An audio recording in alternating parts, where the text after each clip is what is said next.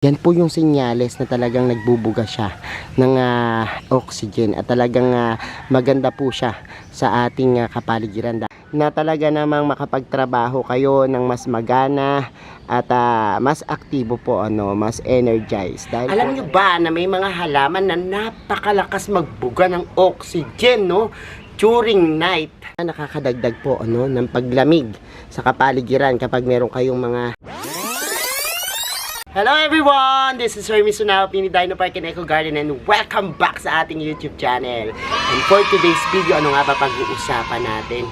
Alam nyo ba na may mga halaman na napakalakas magbuga ng oxygen, no? During night, no? Hindi lang po sa umaga, no? Pati sa gabi.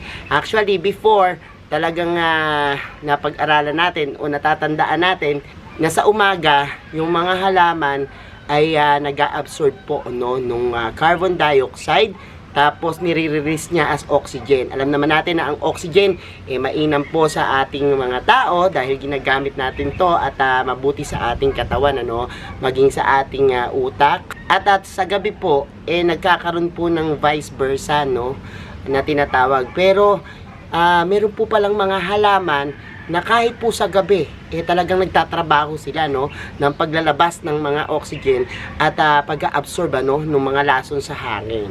Ano kaya yung mga halaman na yan? Meron po akong 6 sa ating listahan at yan po yung tatalakayin natin sa ating pagbabalik. Kaya ako ready na kayo mga ka-MDP? Tutok lang po.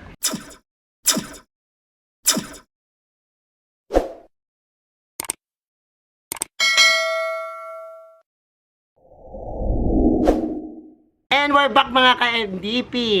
Meron nga po ako ngayong ibibida sa inyo, Ito yung mga halamang mataas yung transpirational rate o yung sa gabi po talagang bumubuga sila ng sobrang oxygen, At yung iba po ginagawa itong display sa kanilang mga kwarto, bedroom, para po sa kanilang pagtulog maging mahimbing, mabigyan sila ng quality sleep, at syempre nakakatulong yan doon sa mga may problema sa insomnia, sa depression, anxiety, kasi po yung pagkakaroon ng enough na oxygen at talagang magandang malinis na hangin, yan po yung nakakaapekto sa ating mga pakiramdam, pag-iisip, at syempre sa ating kalusugan, Kung halimbawa po na mas maraming oxygen, mas maganda po, Actually, marami po talagang halaman na nagbubuga ng oxygen, pero ibang klase po ito dahil 24 hours, talagang nagtatrabaho tong mga halaman na to. Kaya nga, tingnan natin kung meron kayo nitong mga halaman na to, isa-isahin natin, ikutin natin yung ating garden, tapos pakita ko sa inyo yung itsura, tapos pag-usapan natin yung pag-aalaga sa kanila at mga iba pang bagay, Kaya samahan nyo na ako. Una po sa ating halaman ay ang mga palmera, Ang mga uri ng palmera ay magaganda at talagang kinikilalang isang magandang houseplant display, Ito pong mga Areca palm, kung mapapansin niyo po yung kanyang mga dahon, marami po siya, malapad. At ito po maganda dahil unang-una nakakadagdag po ng paglamig sa kapaligiran kapag meron kayong mga Areca palm o yung mga palmera na yan. Kanya pong stem, mapapansin nyo, napahaba. Tapos po meron siyang mga dahon na sunod-sunod na nakatubo dun sa kanyang stem, Ito pong mga Areca palm, mataas po yung percentage niya ng pagbuga ng oxygen sa gabi, Kaya nakakatulong po ito na talagang mawala yung pagkabalisa natin, at the same time po maging tahimik yung ating pag-iisip.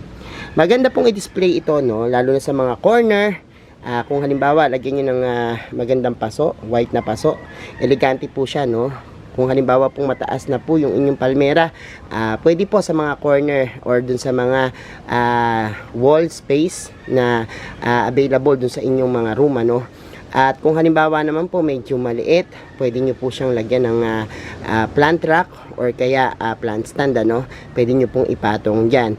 Maganda po ang palmera na display sa ating bahay dahil nakaka-add po yung green na kulay niya ng pleasant sa mata, At kapag tiningnan nyo po, malamig yung pakiramdam. Kaya itong palmera, yan po malakas magbuga ng oxygen sa gabi. Sa pangalawa nating halaman, ito pong mga aloe vera, Magandang-maganda po ang aloe vera dahil wood sa kanyang medicinal na mga benepisyo at nakakatulong po 'yan sa mga emergency tulad po nung halimbawa pag napaso tayo yan po ginagamit natin madalas. At kung halimbawa naman po doon sa mga pampaganda, halimbawa po sa buhok, yan, sa balat, nagpapaganda rin ng kutis ang mga aloe vera, Pero bukod po dyan, ang aloe vera po ay kilala sa pagbuga ng malakas na oxygen sa gabi, At talaga pong kinikip niya po yung pollutants away from us, Kaya malinis yung hangin natin at kapaligiran kapag halimbawang meron kang aloe vera.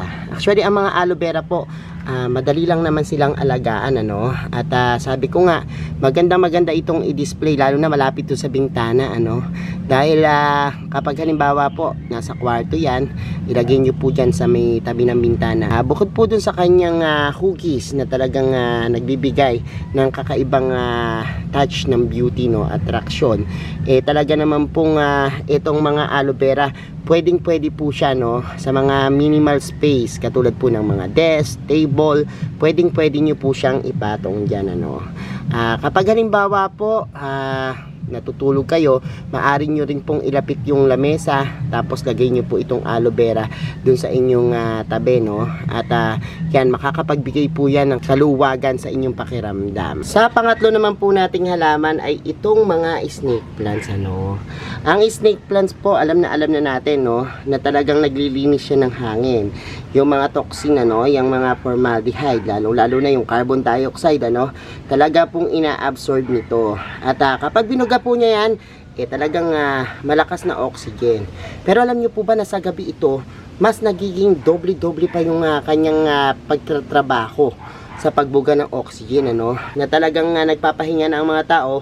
Pero po ang snake plants na halaman ay talaga namang kumakayod sa pagbuga ng mga oxygen. Kaya no wonder po na talagang ginagawa niya pong malinis yung room air natin, At kapag ganyan po, mas nakakatulog tayo ng mahimbing kung nakalagay yan sa kwarto, And even po minsan sa mga study room, study table, lagi pong nilalagay itong mga snake plants, dahil pinapagana po nito yung ating cognitive functions, yung kakayahan po nating mag-isip, magdesisyon at kung ano-ano pa, Maganda rin po ito dahil pinapatalas nito yung ating isipan at talaga namang binibigyan tayo ng peace of mind, Dahil nga po dun sa lakas ng oxygen na binubuga niya, talagang malaking tulong po sa ating kalusugan. Sa pang-apat naman po nating halaman, kung bet na bet nyo naman po yung mga nakahanga, para sa inyong mga kwarto, ito po, spider plants naman ang maganda, Malakas din po siyang magbuga ng oxygen. Sinasabi nga po na sa isang room, kapag halimbawa marami kang spider plants, na-occupy po nito yung magandang space at nabibigyan kayo ng malinis na hangin. Kung mapapansin nyo po, yung mga spider plants may mga variety yan, Merong mga green lang, merong pong variegated, merong mga kulot-kulot, tapos po meron siyang mga nalalaglag na mga maliliit na spider plants, dun sa kanyang mga stem, at nagkakaroon po yan ng parang offshoots na talagang lumalawit-lawit, na nakakadagdag po ng ganda, Ito po, kung halimbawang i-display nyo, maganda po siya nakahang. Sabi ko sa inyo kanina na kung hinahanap nyo ay hanging plants, ito na po yung the best, At pwede rin po kung halimbawa gusto nyo naman siya nasa tolpat, pwede nyo po yung ilagay dyan, tapos yung mga babies niya po niya nakalagay, na ganyan. Malakas po ang healing energy ng mga spider plants at nag-a-attract ito ng positive energy. Kaya naman sobrang ganda rin ng simbolismo ng halamang ito, sa gabi nga po nagpe-perform ito ng matindi. Nagiging kalmado yung ating pakiramdam. Kinabukasan po mas mataas yung percentage kapag trabaho kayo ng mas magana at mas aktibo po, mas energized dahil po nare-refresh niya po yung ating pakiramdam dahil nga po sa pagbuga nito ng oxygen sa gabi. Sa panglima naman nating halaman, yung orchids po, alam naman natin na ang mga orchids napakaganda pong ornamental plants, lalo na po kapag namulaklak sila, iba't ibang bulaklak, iba't ibang ganda po yung naibibigay niya. Pero bukod po dyan, yung ating pong room ay pinapaganda niya po yung hangin, presko po at mas breathable po, kapag halimbawa pong meron kayong orchids sa inyong mga kwarto. Samantala po, yung mga silent na pollutants, talagang ina-absorb din po nitong mga orchids, So, lagay lang po siya sa malapit sa bintana para mabigyan siya ng magandang light requirements. And kapag halimbawa pong tuyo na yung lupa, tsaka lang po tayo magdidig, Samantala po, alagaan natin ang misting dahil gustong-gusto rin po ng halamang ito yung magandang humidity. Kaya po, para mapaganda nyo yung orchids nyo, bigyan nyo po siya ng enough na pangangailangan niya.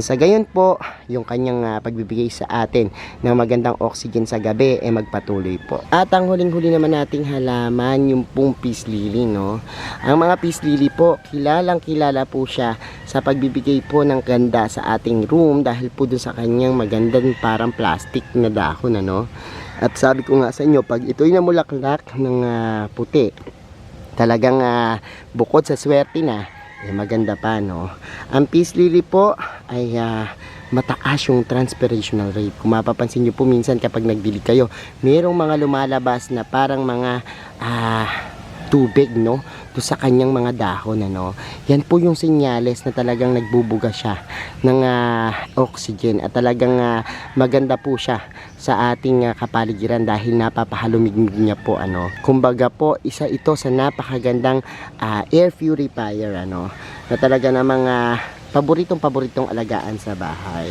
Bukod po dyan, yung iba pong hirap matulog, ginagamit po to sa kanilang insomnia, para po mabigyan sila ng magandang tulog. Maganda po siyang i-display, lalo-lalo na kung ilalagay niyo siya sa magandang base. At minsan po, pwede rin po ito, yung iba gawa po nila sa tubig nila pinapabuhay itong ating mga peace lily. Nasubukan na po natin yan sa ilan nating mga experiment na itong peace lily ay pwedeng gawing water plants, Kaya po, yan, pwede nyo balikan yung ating video dyan.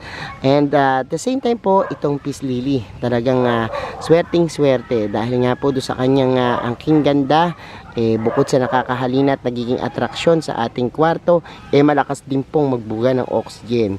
Kaya po, the best na alagaan sa ating bahay. So ayan mga ka-MDP, napanood nyo na po kung ano-ano yung 6 na halaman na yan na napakalakas magbuga ng oxygen during night, At makakatulong po yan, Maaari nyo silang ilagay sa inyong mga kwarto, sa silid tulugan, yan sa bedroom. At pwede rin po sa mga living room kung saan kayo nagstay. Pwede rin po sa inyong mga study room, study table. Yan po, napakaganda, na ipang display yan dahil malaki po yung matutulong natin. Sabi ko nga sa inyo, yung oxygen kailangan po yan ng tao para mabuhay, At kailangan po yan para magkaroon tayo ng magandang kalusugan. Kaya nga po, tingnan nyo kung meron na kayo ng mga halamang ito, comment nyo po dyan sa baba kung meron na ba kayo o ilan na po yung mga halaman na nandiyan dyan sa ating listahan na meron kayo. So yan, alagaan nyo po silang mabuti at i-display sa inyong bahay para makapagbigay sa inyo ng magandang benepisyo.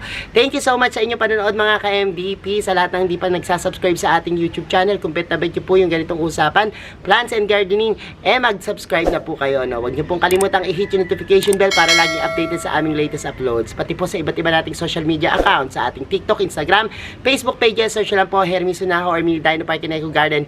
Makikita nyo na yan. Salamat ng maraming mga ka-MDP, and this is Hermy Sunaho, nagsasabi sa inyo ng happy planting. Bye-bye!